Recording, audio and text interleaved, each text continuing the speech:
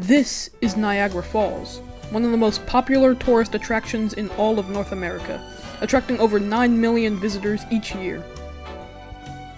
This is the American city of Buffalo, which has a metro population of over 1.1 million. Knowing how many tourists and residents are in the area, it's probably one of the best places in the world to build a huge theme park. However, there is only one real park in this area. Do you know where it is? Here, let me show you a random image of someone at Niagara Falls. Here. So what's that in the background? Well, that, my friend, is a ride at the one and only Marineland. Marineland is far from a normal place, and I'm kind of doing it a disservice by even calling it a theme park. Marineland is a place of animal abuse, lawsuits, and some of the weirdest stories the tourist industry has to offer.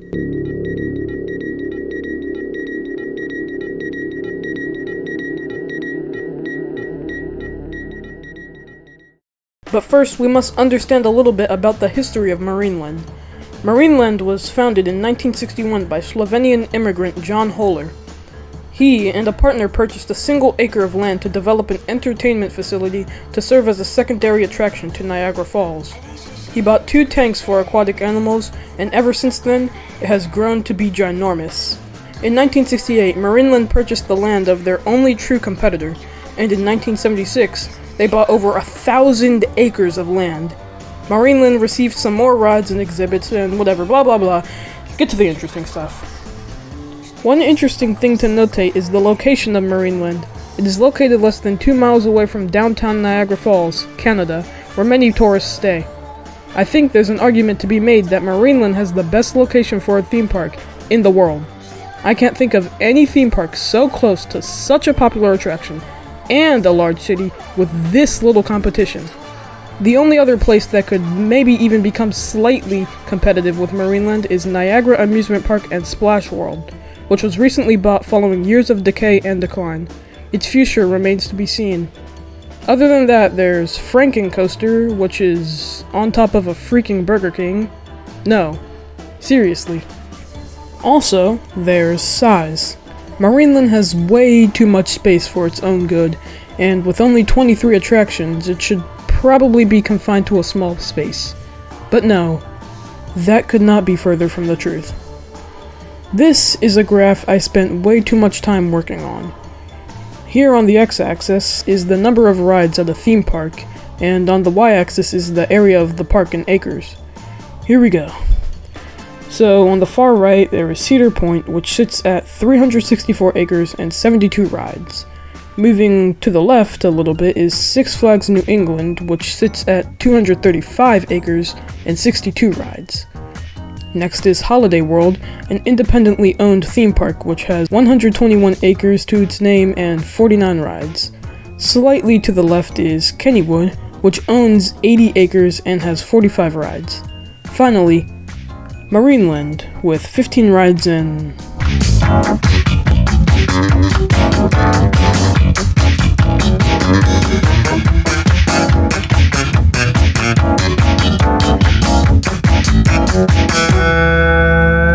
What the hell?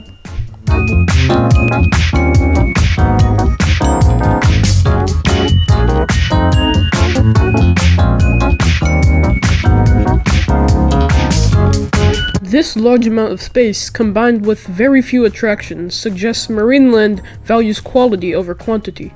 I could respect that. I want to focus on one ride in particular. Marineland isn't particularly known for its roller coasters, as they only have 2. It's more of an aquatic showcase in most circumstances, and that's what usually draws the visitors. In 1976, Jan Holler took a major risk and deviated from what was working. He had visions to build a massive themed terrain roller coaster. He wanted to take one of the biggest risks imaginable for a situation, and it didn't even turn out to be bad. Or good, for that matter. I don't really even know how to describe it.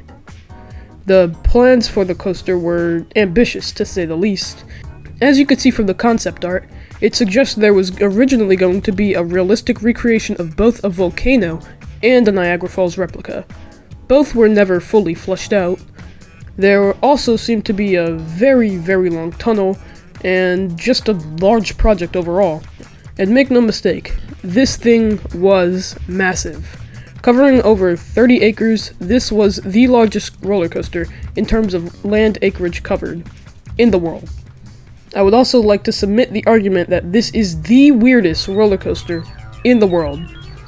And now I have the task of proving that to viewers who likely do not have much knowledge of what's normal for a roller coaster. But here we go. Dragon Mountain starts by slightly descending into a tunnel, then up into a slow lift. Like, so slow it needs 2 cables to get up. Also, its ascent up to the top is 186 feet, making it the tallest complete circuit roller coaster at the time. It takes a left turn and dives down into 2 vertical loops. Next, it turns right into some straight track. Then it turns to a downward helix. Usually, they gradually decrease in elevation, but right here, you have this random dip, which is really weird. Is it tunnel time? It's tunnel time. It exits the tunnel into more straight track. This is where the Niagara Falls replica was supposed to be. Usually, the track banks while it's turning, but on Dragon Mountain, it banks before it turns, as seen here. This doesn't even look real. This is some video game type profiling. No kidding. Tunnel time again? Tunnel time again. This one exits into a bow tie. This is a one-of-a-kind element and cannot be found anywhere else on Earth. That's how unique this ride is. It finally turns back into the station where the ride makes a complete stop. What a journey.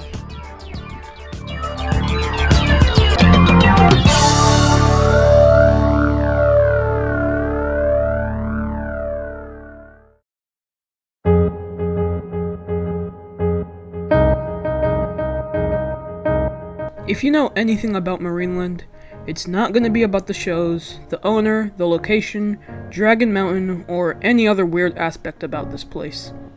It's going to be the animal cruelty. A lot of the following information is alleged, and should be interpreted as such. Anyways, did you know that in some of the tanks, the water quality is so abysmal that it caused some seals to lose vision?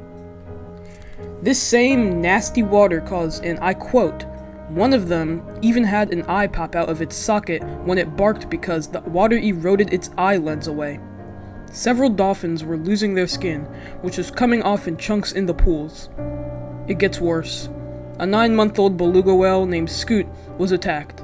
The attack is horrific. And the suffering is not just limited to the aquatic animals. In one instance, a bear was mauled by 4 other bears as a crowd watched. Staffing shortages result in many animals not receiving even minimal care. Many animals have developed health issues and have died as a result. But perhaps the most well-known example of all of this is the situation involving an orca named Kiska. For years, she has been alone in a water tank. She has outlived all of her children and frequently can be heard attempting to call out to others to no avail. There could be a whole nother video only focusing on the animal abuse that takes place, but that's all I'll talk about in this video. People have, and continue, to protest the mere existence of Marineland. But what did John Holler think of everything? Well, he just referred to all of the protesters as kooks, and said he would be, quote, the biggest fool walking on Earth if he did not take care of the animals.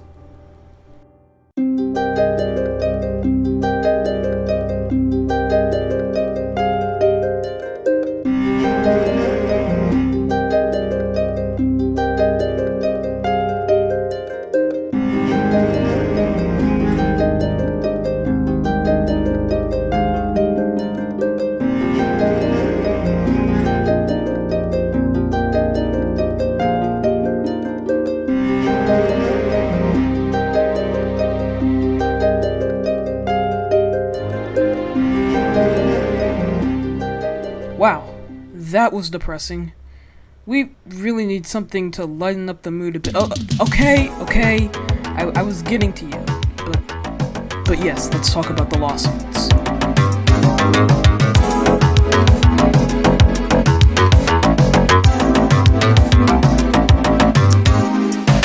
Alright, so all of the alleged animal mistreatment and protests are really bad for PR. Obviously they can't take all this hate and still be profitable, so that's where the lawsuits come in. So they sued this 19-year-old college student over a short film heavily inspired by Kiska. Well, can we see any of the footage of the film? Nope, it was never released, and if it were, it would be free for everyone to see. So why even sue? Well, it was for like intellectual property and rah. We know you don't want the film to be released because it would dramatize and draw attention to the whole Kiska situation. Surprisingly enough, there hasn't seemed to be any progress on the lawsuit, and we're just gonna have to wait and see what happens. Alright, this next lawsuit is just absurd. The story goes that a former trainer named Phil Demers was trying to steal a walrus named Smooshy and had hurt the business. Demers called the notion that he was stealing the walrus absurd, and asserted that his second-floor apartment couldn't even fit one. Well, we'll see about that one, Budster. He also says that he already has enough cats. Okay, how am I supposed to take all of this seriously? Stealing? Cats? What's next, a reality show? Okay, this is just too stupid. How is there $1.5 million on the line for this? Like, Marineland allegedly called the cops on Demers for plotting to burn down the park. Like, this just can't be real. Are there any other lawsuits? No? Okay, good. My brain has partially melted making this. You're right. Marineland might be wasting space. They may have the weirdest roller coaster in the world. They could also be engaged in some of the stupidest lawsuits of the decade, and John Holler may have been the biggest fool walking on Earth. But I still see something in this place. There is still even the slightest glimmer of hope for this place. Surely anyone else in the world knows about the insane location, the huge amount of land that could be used on top of the bare minimum in terms of competition. Surely there is any wealthy investor that could use their absurd amount of money to purchase this place and turn everything around. Of course, there is the SeaWorld route, which strays away from the animal captivity and focuses more on the thrill. There is also the reinvest into the park to make it more efficient route. A marketing campaign would do wonders as well. Many who go to Niagara Falls, including me, did not even know about Marineland when visiting the falls.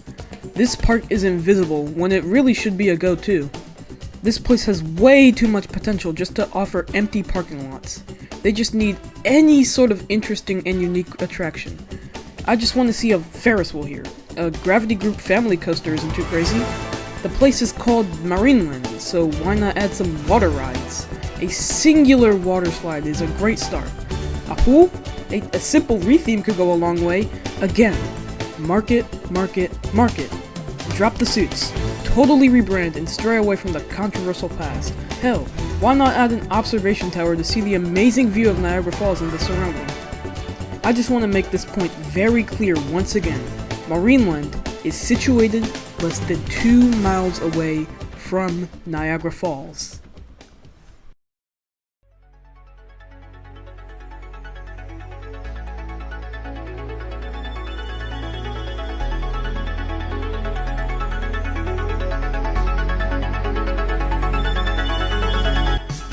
But where am I going with this? Is my tangent about how much potential Marineland has pointless if nobody even sees anything in the place? Well, I'm not really sure. The future of Marineland I cannot confidently predict. We'll just have to be patient. There may never be another Marineland. Sure, other places have shared the name, but none of them could ever boast that a sea lion escaped their facility, went down the Niagara River, went over Horseshoe Falls, and was found miles away tanning with a teenager. I'd be lying if I said that I think Marineland is an ethical place. But I'd also be lying if I said I wanted Marineland to close. Marineland is one of the weirdest theme parks in the world. There may never be another place quite like it. There may not be an overarching theme with this video, but I hope this sparks at least a little interest in the weird place we know as Marineland.